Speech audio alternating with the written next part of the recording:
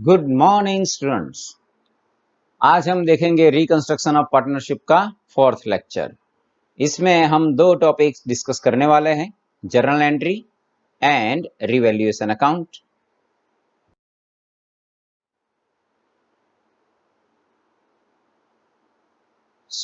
ये जो दो टॉपिक है, जर्नल एंट्री एंड स्पेसिमेन और प्रोफार्मा ऑफ रिवैल्यूएशन अकाउंट, वो डिस्कस करें उसके पहले हम डिस्कस करेंगे जो लास्ट लेक्चर में हमने किया था उसका रिवीजन जल्दी से कर लेते हैं। हमने डिस्कस किया था कि जब भी प्रॉफिट अराइज होगा, कोई भी ट्रांजैक्शन हुआ और प्रॉफिट अराइज होगा तो हम क्या करेंगे, रिवैल्यूएशन अकाउंट को क्रेडिट करेंगे। यानी जब भी प्रॉफिट अराइज होता है रिवैल्यूएशन अकाउंट क्रेडिट होगा।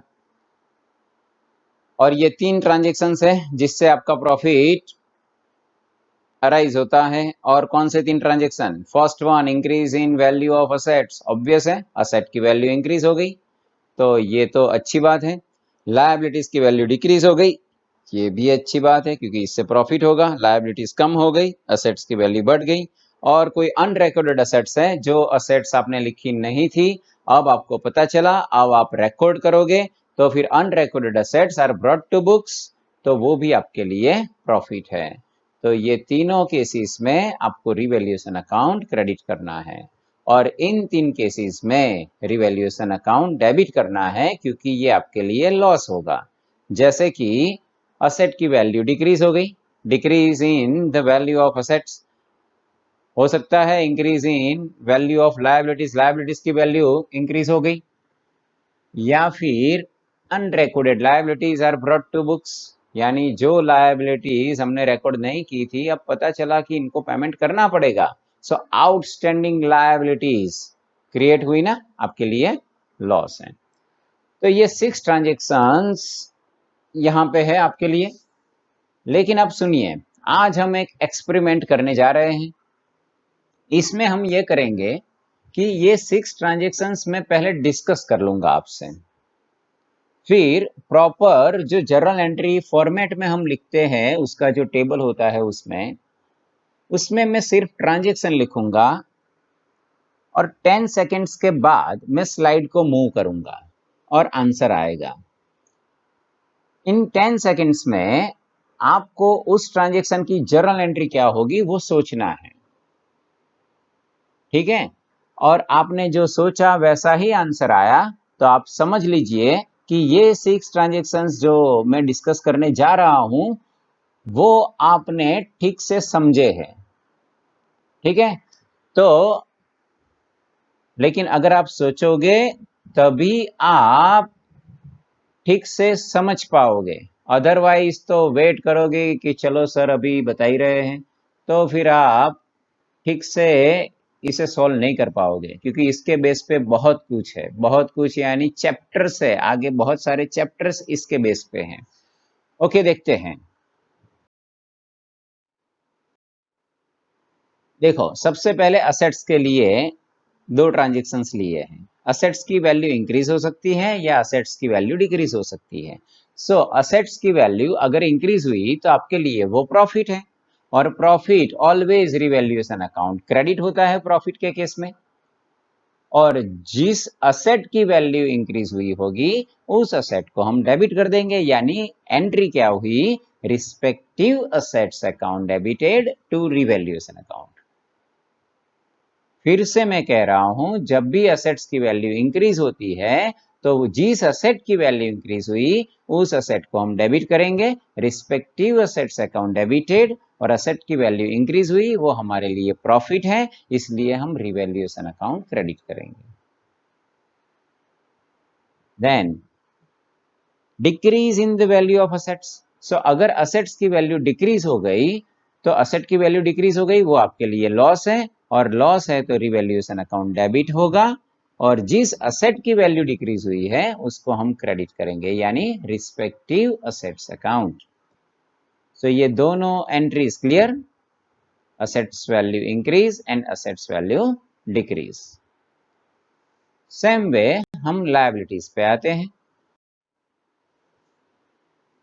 अब लायबिलिटीज इंक्रीज होती है तो उस केस में तो आपका लॉस ही हुआ ना, क्योंकि लायबिलिटीज इंक्रीज हुई तो अब तो और ज्यादा पेमेंट करना पड़ेगा, टेंशन वाली बात हो गई ये तो फिर रिवैल्यूएशन अकाउंट डेबिट होगा और जो लायबिलिटी इंक्रीज हुई है उसको हम क्रेडिट करेंगे यानी टू रिस्पेक्टिव लायबिलिटी अकाउंट। लेकिन लायबिलिटी डिक्रीज हो गई तो अरे सर तब तो बहुत ही अच्छा काम हो जाएगा, उतना कम पेमेंट करना पड़ेगा।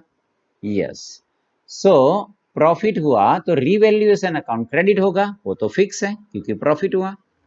तो जो लायबिलिटी रिड्यूस हुई है उस लायबिलिटी को हम डेबिट कर देंगे यानी रिस्पेक्टिव लायबिलिटीज अकाउंट डेबिट। सो दो ट्रांजेक्शंस असेट्स के हुए, दो ट्रांजेक्शंस लायबिलिटीज के हुए। अब दो transaction unrecorded assets and liabilities के देख लेते हैं। Unrecorded assets are brought to books. Unrecorded assets are brought to books. Assets जो आपने रिकॉर्ड नहीं की थी अब आप रिकॉर्ड करने जा रहे हो तो फिर असेट का तो डेबिट बैलेंस रहता है यानी उसको तो हमें डेबिट करना ही पड़ेगा। सो रिस्पेक्टिव असेट्स अकाउंट डेबिट होगा और रिवैल्यूएशन अकाउंट क्रेडिट होगा। अगर अनरिकॉर्डेड लायबिलिटीज, जो लायबिलिटीज आपने लिखी ही नहीं थी, अब पता चला कि अरे यार इसको तो पेमेंट करना बाकी है वो हमने लिखा भी नहीं है, तो वो जो अनरिकॉर्डेड लायबिलिटीज थी अब आप रिकॉर्ड करोगे सो आउटस्टैंडिंग लायबिलिटी क्रिएट होगी और आउटस्टैंडिंग लायबिलिटी का ऑलवेज क्रेडिट बैलेंस रहता है। सो लायबिलिटी क्रिएट हुई तो हम उसे क्रेडिट कर देंगे और आपके लिए ये लॉस भी है ना, सो रिवैल्यूएशन अकाउंट डेबिट होगा। सो स्टूडेंट्स मैंने 6 ट्रांजेक्शंस डिस्कस किए हैं। Assets value increase, assets value decrease, liabilities value increase, liabilities value decrease, unrecorded assets are brought to books and unrecorded liabilities are brought to books। ये 6 transactions जब भी journal entry में आएंगे तब आपको खुद सोचना है। देखते हैं आगे। देखो फर्स्ट ट्रांजेक्शन क्या है, when there is an increase in the value of assets then क्या एंट्री होगी बताओ मुझे।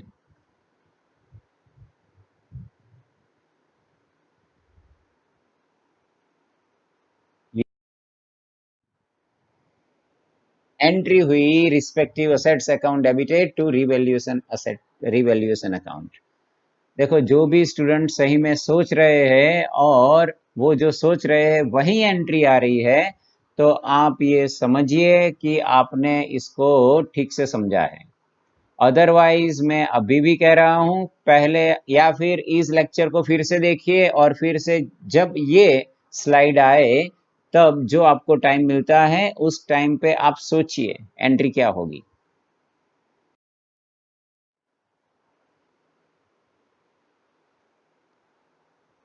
When there is decrease in the value of assets then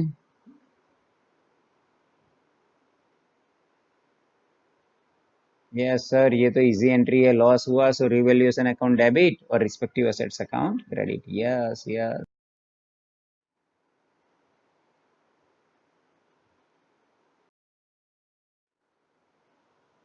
third one, when there is a provision for doubtful डेब्ट और discount reserve on debtor. चलो आप इस entry को खुद सोच के एंट्री समझ पाओ कि इसकी एंट्री ये होनी चाहिए तो बहुत अच्छा है। क्या होगा इसकी एंट्री क्या होगी बताइए मुझे, समझ पा रहे हो आप? चलो मैं डिस्कस करता हूं अब। When there is a provision for doubtful debt और discount reserve on debtor then, अब इसको समझना ठीक से। मुझे ये बताइए इस ट्रांजेक्शन से आपको प्रॉफिट होता है या लॉस होता है, इतना मुझे बताइए। प्रॉफिट या लॉस? सर ऑब्वियस है लॉस ही होगा क्योंकि हमें प्रोविजन हमने की है किस पे, डाउटफुल डेट पे और डिस्काउंट रिजर्व भी क्रिएट किया है डेटर पे। और डेटर का मतलब क्या होता है, डेटर का मतलब है कि हमें कलेक्शन करना है। डेटर्स अमाउंट हम कहते हैं कि 5 लाख के डेटर्स हैं बैलेंस शीट में, यानी 5 लाख का हमें कलेक्शन करना है। लेकिन कई बार क्या होता है कि हमें डाउट रहता है कि हमें 100% 5 लाख की अमाउंट रिसीव नहीं होगी, इसलिए हम बैड डेब्ट रिजर्व क्या क्रिएट करते हैं, बैड डेब्ट रिजर्व, या फिर उसका दूसरा नाम है provision for doubtful date, provision for doubtful debt, या फिर आप कह सकते हो बैड डेब्ट रिजर्व। सो हम प्रोविजन क्रिएट करते हैं, एक रिजर्व क्रिएट करते हैं, हम डिस्काउंट रिजर्व भी क्रिएट करते हैं। सो आपने रिजर्व क्रिएट किया, सो क्या होगा, ये आपके लिए लॉस है या प्रॉफिट है? सर कलेक्शन करना था और वो डाउटफुल लग रहा है, तो प्रॉफिट तो कहाँ से होगा, वो तो लॉस ही होगा। यस, लॉस होगा तो फिर आप क्या करोगे, रीवैल्यूएशन अकाउंट डेबिट ही करोगे। सो यहाँ पे क्या होगा, रीवैल्यूएशन अकाउंट डेबिट, ठीक है। तो फिर क्रेडिट क्या करोगे, बताओ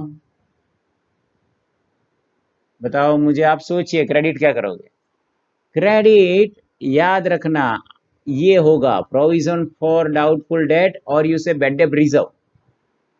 सो एंट्री इसकी होगी revaluation account debited to provision for doubtful debt, या फिर to bad debt reserve, to discount reserve account.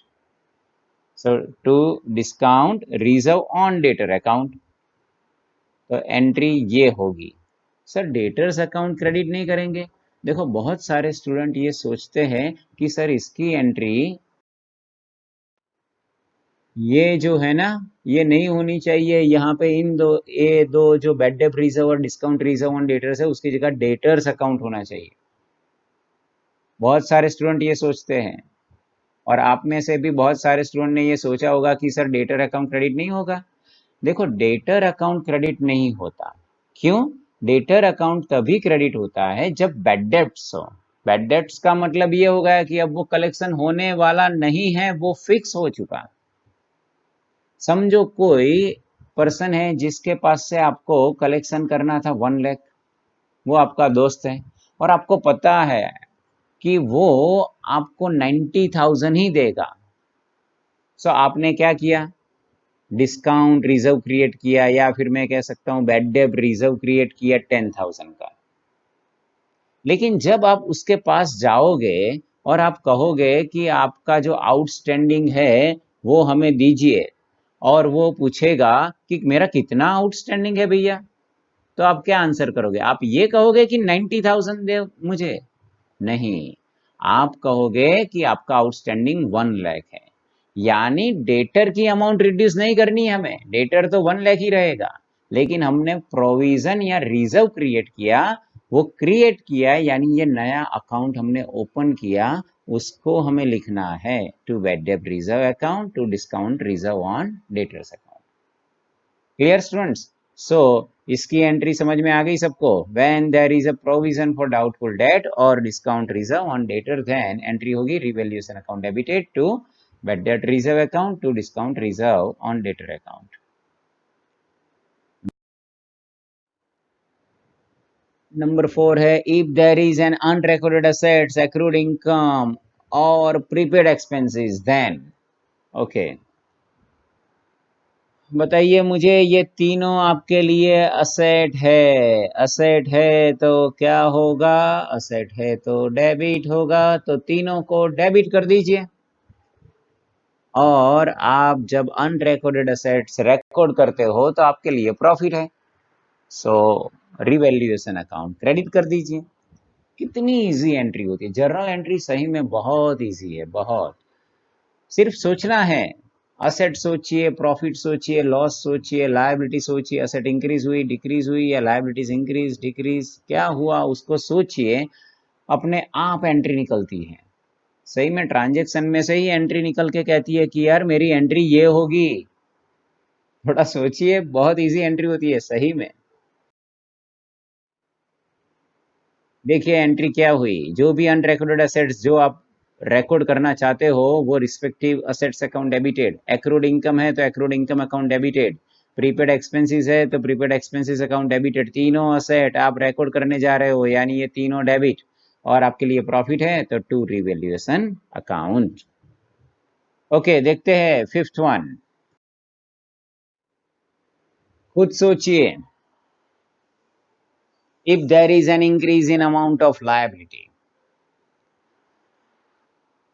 और स्टूडेंट्स, मेरी एक रिक्वेस्ट है आपसे कि जब भी आप ये लेक्चर खत्म हो, फिर आप कमेंट करके मुझे बताना कि आपको ये जो एक्सपेरिमेंट है कि 10 सेकंड्स मैंने आपको दिए या 15 सेकंड्स दिए एंट्री सोचने के लिए, और फिर आंसर आता है, आप मैच करते हो या नहीं करते, तो वो एक्सपेरिमेंट कैसा लगा वो आप जरूर मुझे कमेंट करके बताना।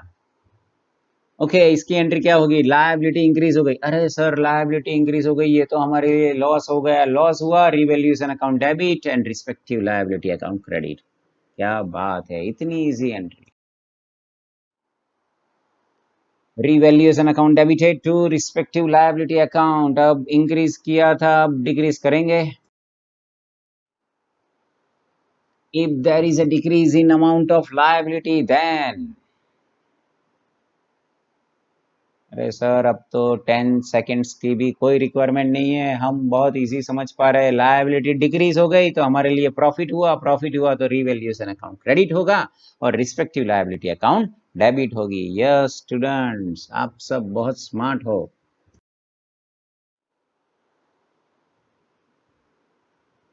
एंट्री हुई, respective liability account debited to revaluation account. Okay, अब नंबर 7, खुद सोचना है।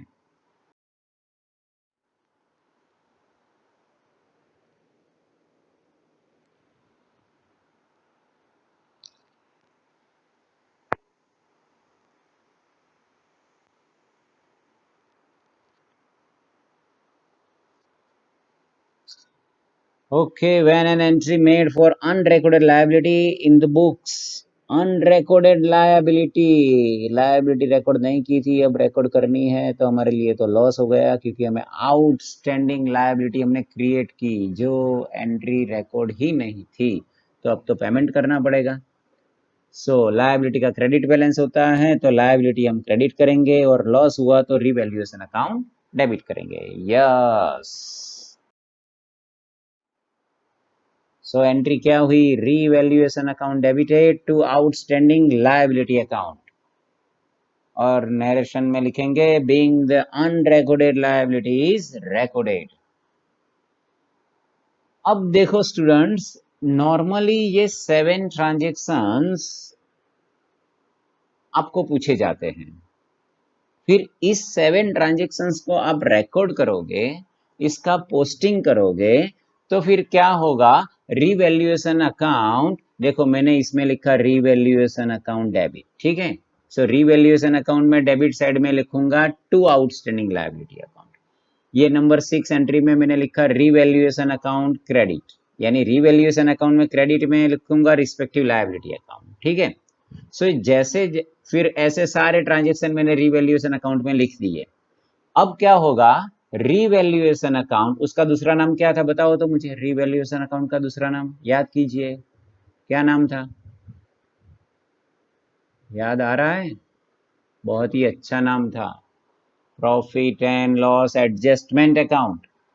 Profit and loss adjustment account, यानी इस रिवैल्यूएशन अकाउंट को after recording all this transactions जब आप क्लोज करोगे तब उसका डिफरेंस निकलेगा, और डिफरेंस हो सकता है क्रेडिट बैलेंस हो सकता है डेबिट बैलेंस हो। मुझे बताओ, क्रेडिट बैलेंस का मतलब क्या होगा?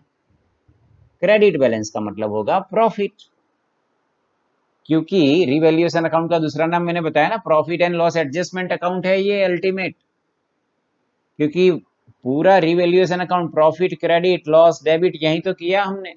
तो अगर credit side is heavier than the debit side, so difference amount को हम क्या कहेंगे? हम कहेंगे प्रॉफिट। और उस प्रॉफिट को हम क्या करते हैं? पार्टनर्स के कैपिटल अकाउंट में या फिर उसके करंट अकाउंट में क्रेडिट कर देते हैं। सो जब भी हम रिवैल्यूएशन अकाउंट को क्लोज करेंगे तो there are 2 possibilities in this case. Either credit balance और debit balance.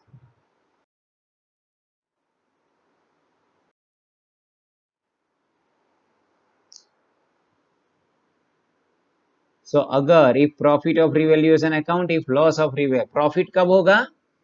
When credit side is heavier than the debit side, और लॉस कब होगा? When debit side is heavier than the credit side.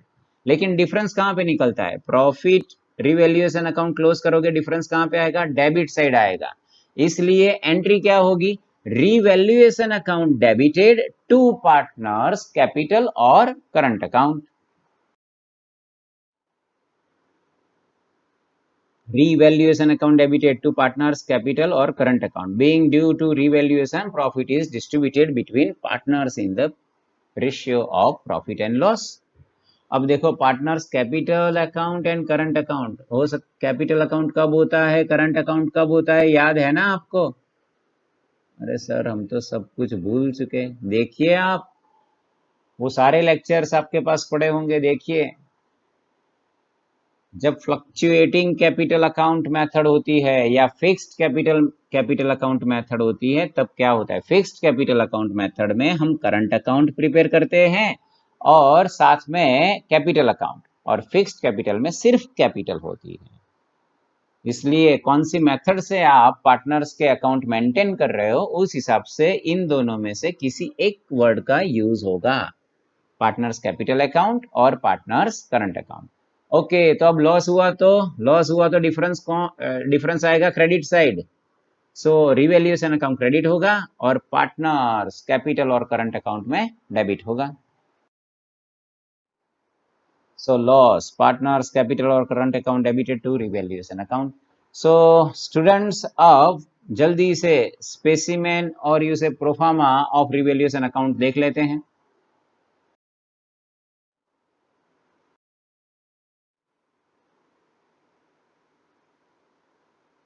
चलो, इसमें revision भी हो जाएगा आपका। मैंने इसी हिसाब से ये पूरा बनाया है कि आपका रिवीजन भी हो जाएगा।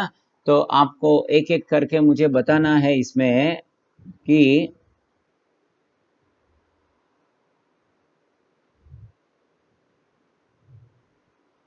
देखो, असेट्स इंक्रीज होती है तब एंट्री क्या थी? सर असेट्स इंक्रीज होती, कितनी बार पूछोगे सर असेट्स इंक्रीज डिक्रीज? अब तो असेट्स इंक्रीज होती है तो फिर assets, respective assets account debited to revaluation account credit, revaluation account credit। सो हम revaluation account credit साइड लिखेंगे, यहाँ पे लिखेंगे, क्या लिखेंगे? By respective assets account। Okay, so जो भी एसेट है वो लिखेंगे।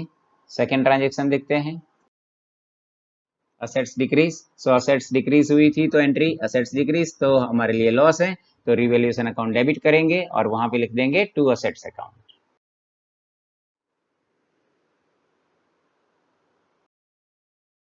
Provision for doubtful debts and discount reserve on debtors, ये भी हमारे लिए क्या था? लॉस यानी revaluation account debit. So revaluation account में डेबिट साइड हम लिखेंगे to provision of doubtful debts to discount reserve account.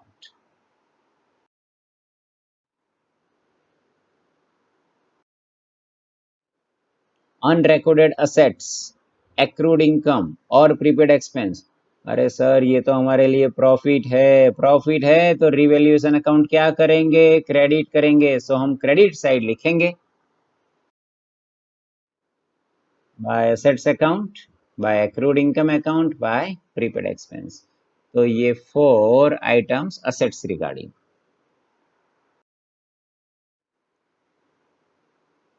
Liabilities increase हो गई तो हमारे लिए लॉस हो गया तो रिवैल्यूएशन अकाउंट डेबिट, और डेबिट साइड हम लिखेंगे to liability account.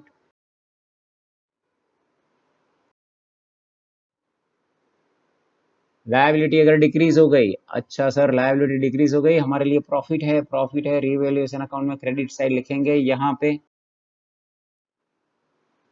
Bye liability account. Unrecorded liability, अब आप रिकॉर्ड करोगे तो आपके लिए लॉस यानी रिवैल्यूएशन अकाउंट डेबिट। सो यहाँ पे हम लिखेंगे टू आउटस्टैंडिंग लायबिलिटी अकाउंट। देखो इस दोनों केस में इंक्रीज इन लायबिलिटी है, याद रखना। अब हम डिफरेंस निकालेंगे।